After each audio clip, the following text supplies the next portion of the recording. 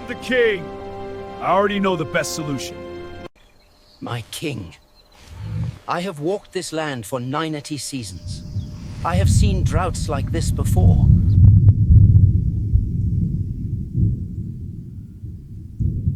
Close your eyes for just a moment. Imagine a land where the sky is endless, a deep, burning blue that stretches from one horizon to the next, with nothing to interrupt it but the jagged silhouette of acacia trees.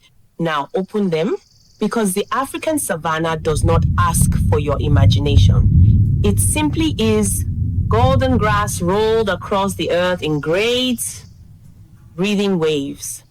Dust drifted upward whenever the wind stirred. The land smelled of dry soil, warm stone, and something ancient. This was the kingdom, and at its center, standing on a wide, flat rock that caught the morning sun like a throne, stood Leo. Leo. I am the king. I already know the best solution. Leo, the lion, king of the savannah. He was magnificent, and he knew it. His mane thick, dark, and heavy-framed a face that had never shown fear.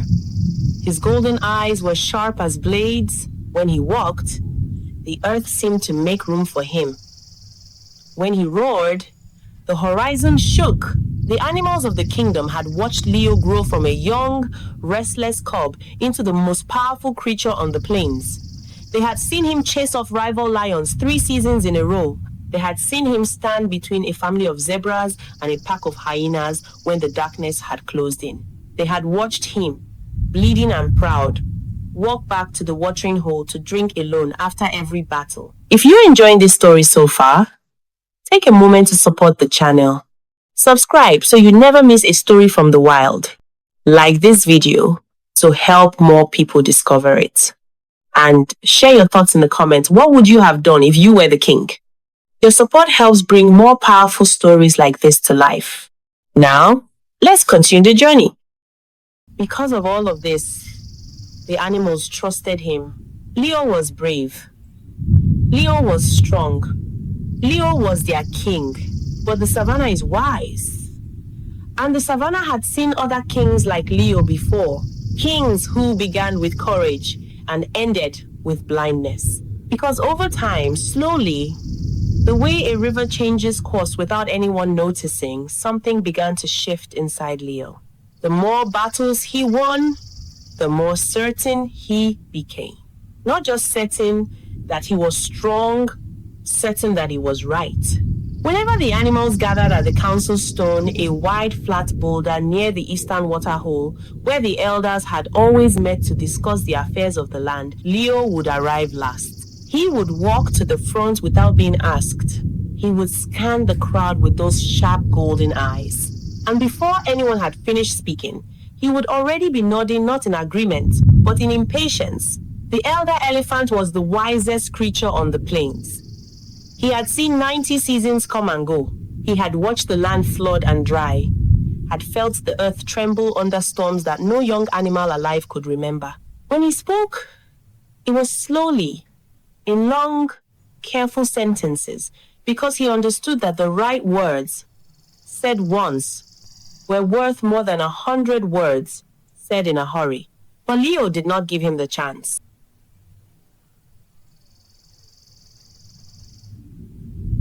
The elephant would pause. His great eyes, deep and dark as still water, would hold Leo's gaze for a moment. Then he would lower his head and step back.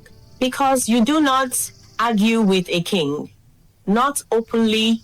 The giraffe exchanged a long glance with the zebra. The monkeys in the acacia trees fell uncharacteristically quiet. The warthog scuffed the ground with one foot and said nothing. And in the shade of a low thorn bush, sitting so still that most animals forgot he was there, the tortoise watched. His name was Kibo.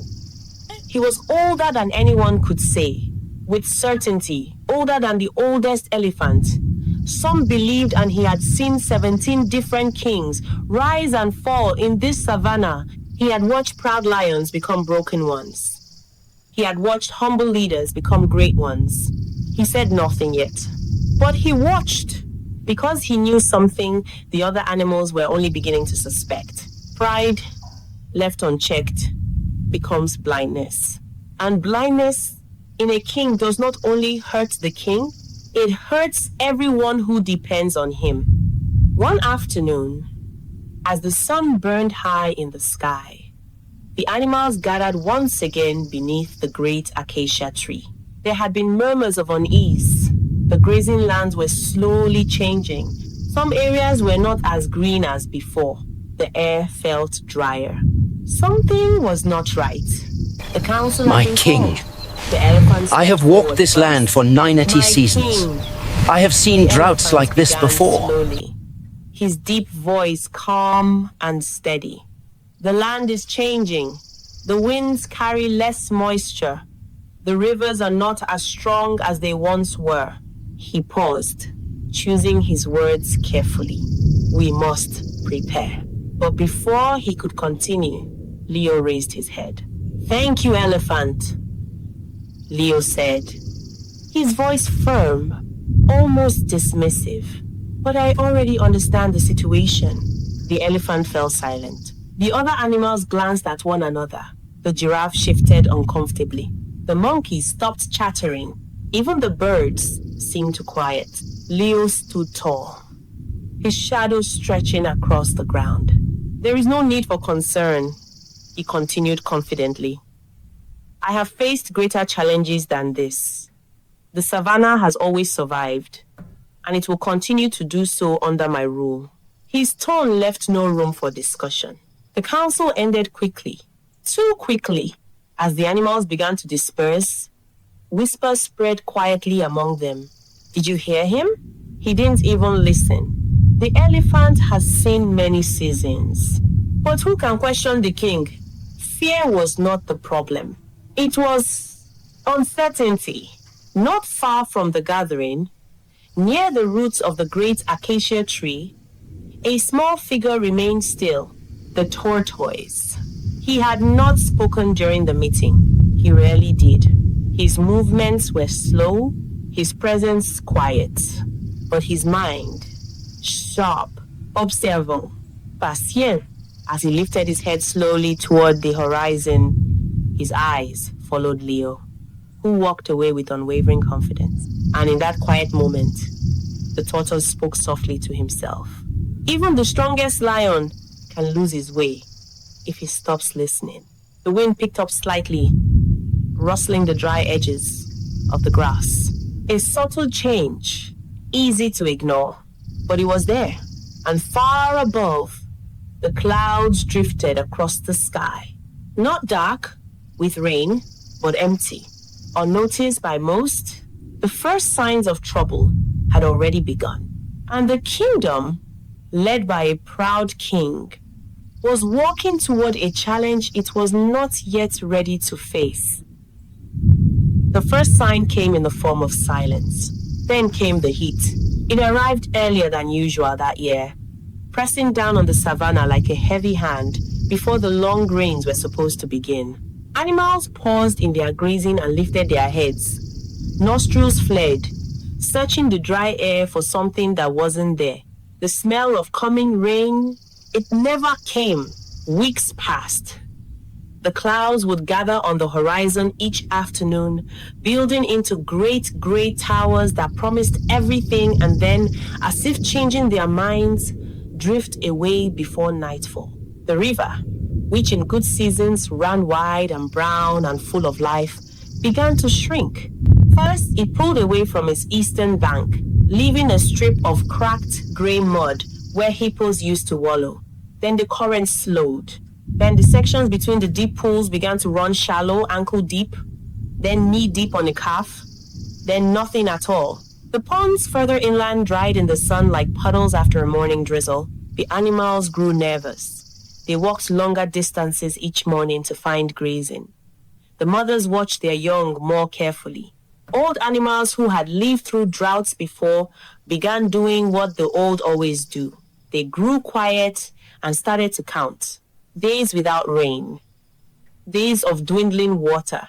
When they reached 30, the council was called. Every creature of the kingdom came to the flat boulder that day. Elephants stood at the back like grey hills. Giraffes bent their long necks to catch what was being said. Zebras pressed together in a nervous, striped mass. Antelopes stood at the edges, eyes wide and ready to bolt not from predators today, but from fear. Even the birds came.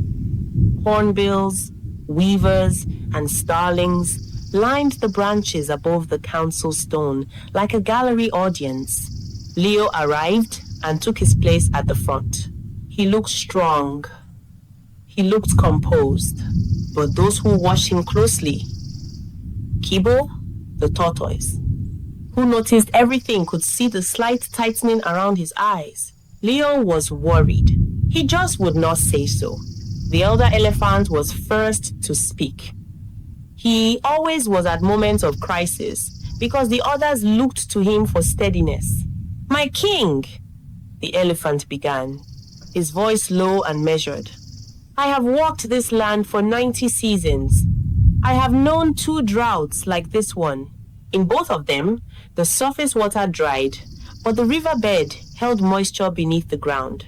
If we dig together at the deepest curve of the old river, where the clay runs deep, we may find enough water to sustain us until the rains come." He paused. "I do not guarantee it, but I believe." Leo was already standing. "Silence." The word cracked across the gathering like a whip. Birds scattered from the branches. Zebras flinched. Even the elephants went still. Leo stepped forward, chest lifted, eyes bright with certainty. "I am the king of this savannah. I have protected this kingdom with my blood. And I am telling you, we will not crouch in the dirt digging like warthogs." A warthog near the edge of the group looked down at his feet and said nothing. The deep forest to the east holds hidden springs. I have heard this from the birds. We will travel there, find the water, and return before the dry season reaches its peak. Silence held for a long moment. The giraffe opened her mouth. Leo's gaze snapped to her. She closed her mouth. The zebra shifted his weight. The monkeys exchanged rapid glances. Somewhere in the back, the elder elephant exhaled long and slow, the breath of a creature choosing patience over argument. No one spoke against Leo, because you do not argue with a king. And so the decision was made, not through wisdom, not through discussion, but through the silence of creatures who had learned it was safer not to push back against the lion. The long journey was about to begin, and not one animal who set out that morning believed it would end where Leo promised. The procession left at dawn. Leo led at the front, his great mane catching the early red light. Behind him came the elephants, then the giraffes, then the zebras and antelopes moving together in a loose, uneasy herd. The monkeys traveled in the trees above, swinging branch to branch, sometimes running ahead, then doubling back with nothing to report. The warthogs trotted along at the margins. Kibo the tortoise walked at the very back, slowly, steadily. He had declined the elephant's offer to carry him. "I will see what I need to see at my own pace," he had said. The first day was hard but bearable. The savannah gave way to scrubland, and then to low, thickening trees. The shade was a relief. The animals drank from the last small puddles they passed, and said nothing about the fact that these two were drying. Leo walked without hesitating. He did not consult the birds, who, if pressed, would have admitted they had only mentioned the eastern forest in passing. Not as a guarantee. He did not ask the elephant about the terrain ahead. He simply walked with the certainty of a creature who had decided, and therefore did not need to reconsider. By the third day, the mood had changed. The sun was ferocious. The scrubland had given way to dry forest trees with papery bark and curling leaves, dropping their foliage in a futile attempt to conserve moisture. The ground was hard and cracked. Monkeys searched the branches for fruit and came back empty-handed. The zebras were struggling. Their ribs had begun to show, not dramatically, but noticeably, the way things changed slowly until suddenly they seemed obvious. A young foal stumbled twice on the second afternoon and had to be steadied by its mother. The elephants moved more slowly.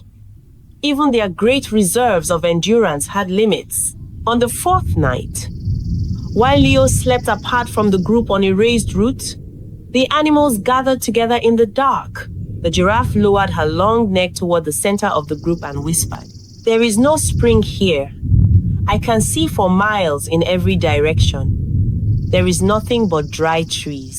"The elephant was right," said the zebra quietly. "The riverbed." "But we are 4 days from the river now," said an antelope. "If we go back, if we keep going forward," the giraffe interrupted softly, "there is nothing ahead." The birds in the branches above rustled and resettled. No one disagreed, but no one moved toward Leo either. Because the question of what to do and the question of who would tell Leo were two very different questions. Leo, meanwhile, sat alone in the dark, his eyes open and fixed on the canopy above. He was not sleeping. He had not been sleeping well for 2 nights now, because something had begun to loosen inside him, something he had spent years pushing down and ignoring. A small, unwelcome voice. What if I am wrong? He pressed it down again. He thought about all the battles he had won. He thought about the hyenas he had driven off, the rival lions he had faced, the fear he had never shown. Strong lions are not wrong, he told himself. But the voice came back, quieter than before, which somehow made it harder to silence. You are not lost because you are weak. You are lost because you did not listen. Leo closed his eyes. He did not sleep. The 5th morning rose pale and hazy, the heat already shimmering at the edges of the trees before the sun had fully cleared the horizon. The animals rose slowly. Some did not rise easily at all. An old wildebeest at the back of the group had stopped walking. He sat with his legs folded under him, and though he was not injured, the look in his eyes said everything he had run out of will. 2 younger animals stayed beside him. They would not leave him. Leo saw this, and for the first time in his life, he looked at a consequence of his decision and did not immediately look away. Evening came slowly that 5th day. The animals had stopped in a small clearing between dry trees. There was no water here. There had been no water for 2 days. Some had managed to chew moisture from roots or lick the undersides of large leaves in the cooler hours of the morning. Small things, barely enough. But the only things available, Leo sat on a low ridge of stone at the clearing's edge and stared east. He was looking for the spring. He could not find it, because it was not there. The footsteps that approached him were so slow and so even that he almost didn't notice them. Almost. He turned to find Kibo the tortoise, making his way across the cracked earth, one measured step at a time, his ancient shell catching the last amber light. The tortoise stopped a few feet from the lion and looked up. His eyes were the color of dark amber, warm and still, like a river pool undisturbed by wind. "My king," said Kibo. "May I speak?" Leo looked at him for a long moment. He considered dismissing him the way he had dismissed so many others, but something in the tortoise's stillness gave him pause. The old creature had made this entire journey on his own 4 feet, without complaint, without stopping, without asking anything from anyone. Leo gave a single nod. "I have lived a long time," Kibo began, his voice low and unhurried. "Long enough to watch 17 kings rule this savannah. Some were strong, some were fast, some were clever. A few were all 3. He paused and looked at the dry ground between them. "But the ones I remember, the ones the savannah remembers, were the ones who understood something the others never did." Leo said nothing. He was listening, truly listening. Perhaps for the first time in a very long while, a strong king, Kibo continued, can protect his kingdom from enemies, but he cannot protect it from himself. Only wisdom does that, and wisdom does not live in one creature alone. It lives in many voices, in the elephant's memory, in the bird's eyes, in the zebra's instinct, in the water's patience beneath dry ground. He looked up at Leo now. "You have silenced those voices, my king, not because you are cruel, but because you confuse strength with certainty. And certainty is not wisdom, it is only confidence. Leo felt the words land somewhere deep inside him, not like a blow like rain after a long dry season. Uncomfortable and welcome at the same time, he opened his mouth, closed it again, looked out at the dry trees.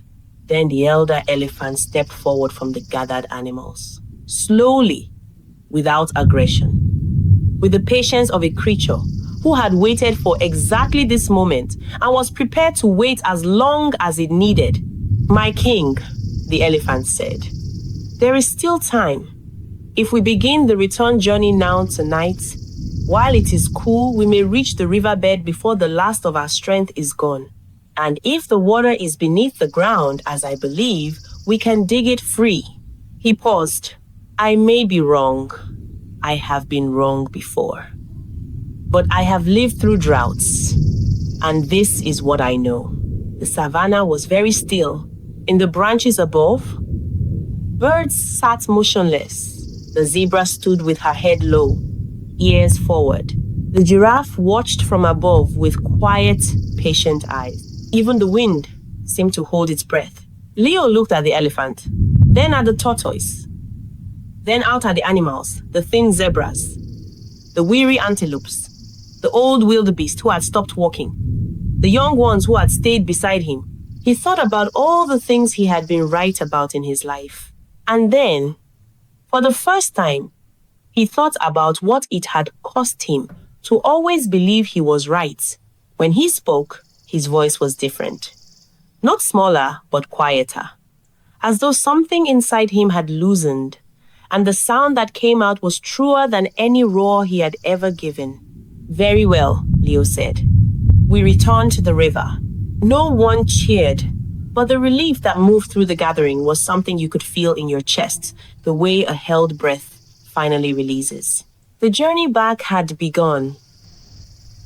They walked through the night. It was the only mercy the savannah offered: darkness and cooler air. A brief relief from the sun that had been haunting them for days. Leo walked at the front again.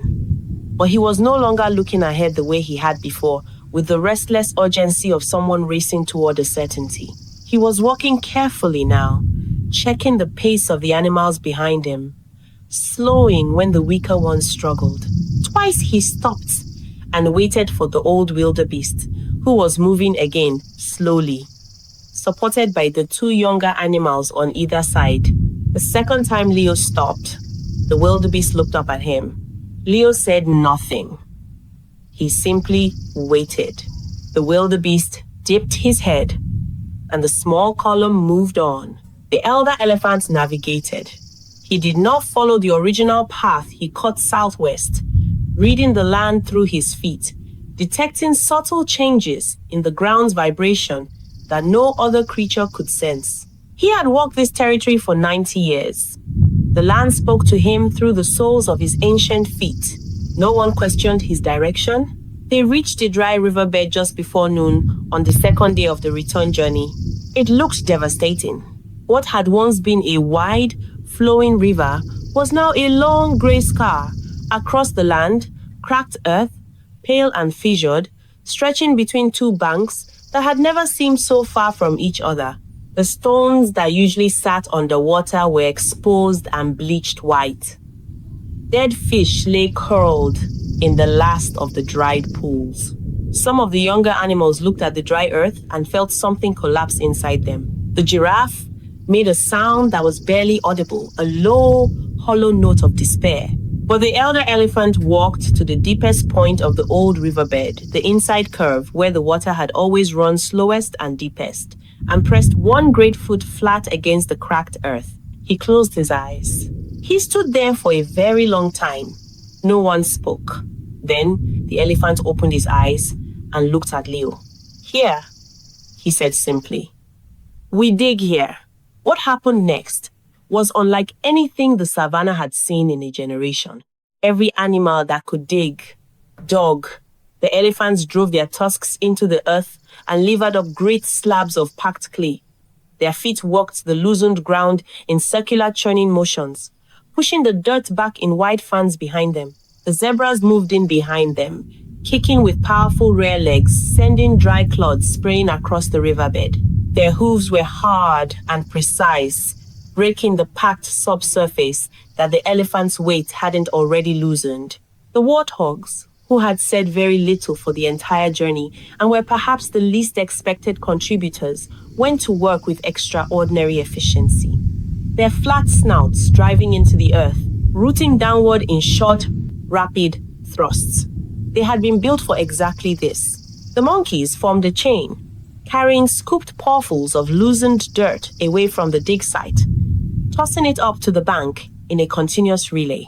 Even the birds helped hornbills and starlings, pulling pebbles clear with their beaks, moving the small obstacles that would otherwise slow the larger animals. Leodug, without being asked, without ceremony, he pressed his heavy paws into the earth and worked beside the warthogs, who glanced at him sideways with expressions that were impossible to read, shock, perhaps, or something closer to respect. Hours passed. The sun moved. The shadows shifted.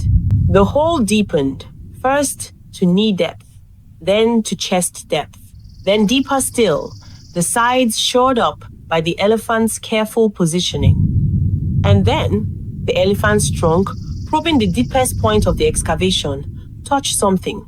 Not stone, not root, something cool, something yielding, something wet. He said nothing at first.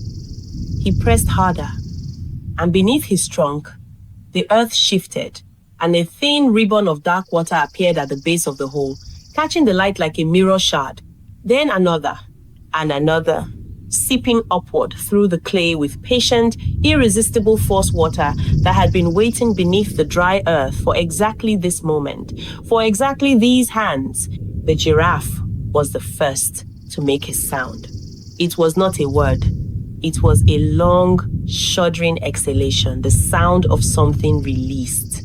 The zebra began to tremble. A young antelope let out a sharp, involuntary cry, and then looked embarrassed. The monkeys erupted, chattering, leaping, spinning in the branches above. The warthogs butted each other with their broad heads in what appeared to be their version of an embrace. The water rose slowly. It took time. Everything real takes time, but within 2 hours, the hole held a clear, still pool deep enough for the smaller animals to drink from the edge, and the elephants worked to widen it as the water kept rising from below. The savannah had not abandoned its creatures. It had only waited to see if they would find their way back to each other. That evening, as the sky deepened into the particular blue that belongs only to Africa at dusk, a blue so rich it seemed solid, the animals gathered around the water. They drank slowly and carefully, the way you drink when you understand what water is worth. The young foal pressed its muzzle into the pool and closed its eyes. Its mother stood over it, one leg touching its flank, making sure it was real. The old wildebeest drank for a long time and then sat down at the water's edge. He did not move again that evening. He simply breathed. The warthogs lay in the damp earth at the pool's edge and let the moisture soak into them. Overhead, birds called to each other across the darkening sky. Not alarm calls, not warnings, but the loose, conversational sounds of creatures settling in for the night. Leo stood at the edge of all of this. Not apart, exactly, but slightly separate. The way a king sometimes stands at the boundary between his role and his humanity. He watched the elephant drink. He watched the tortoise make his slow, even way to the water and lower his ancient head to the pool. He watched the zebra mare touch her nose to her foals. He watched a hornbill land on the back of a warthog, the warthog too tired and too content to object. He had done nothing to make this happen. He had nearly prevented it from happening. And it was the hardest thought he had ever sat with.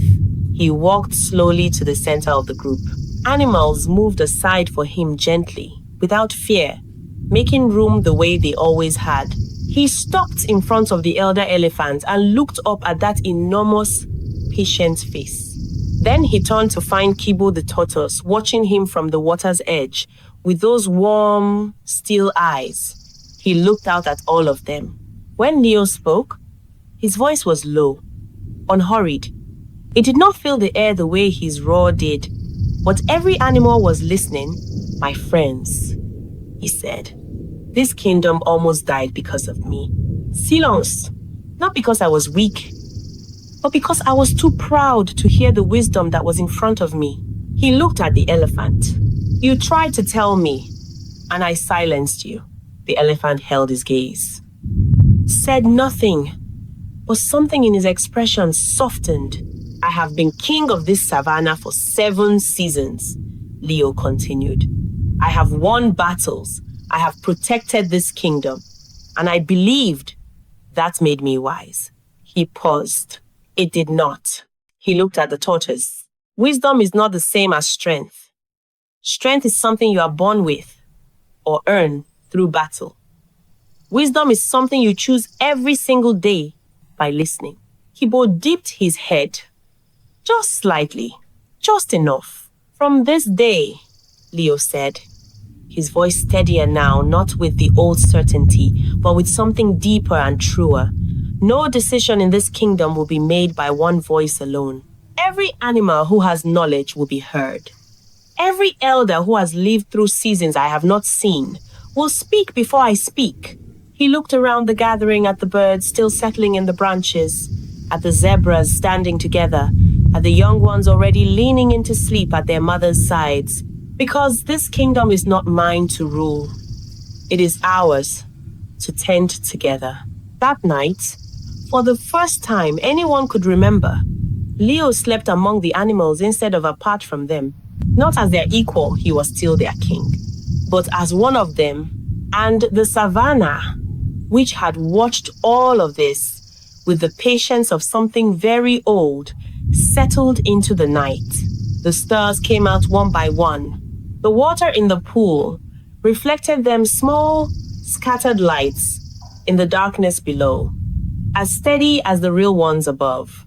From that season onward, the council stone at the eastern waterhole was never empty. The elephant offered memory. The tortoise offered patience. The giraffe offered perspective. The warthog offered tenacity.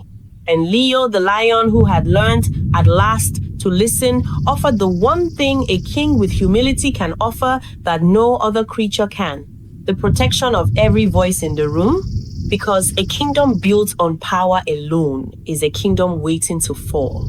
But a kingdom built on wisdom shared, gathered, tended like water in a dry season, that kingdom does not fall. It endures.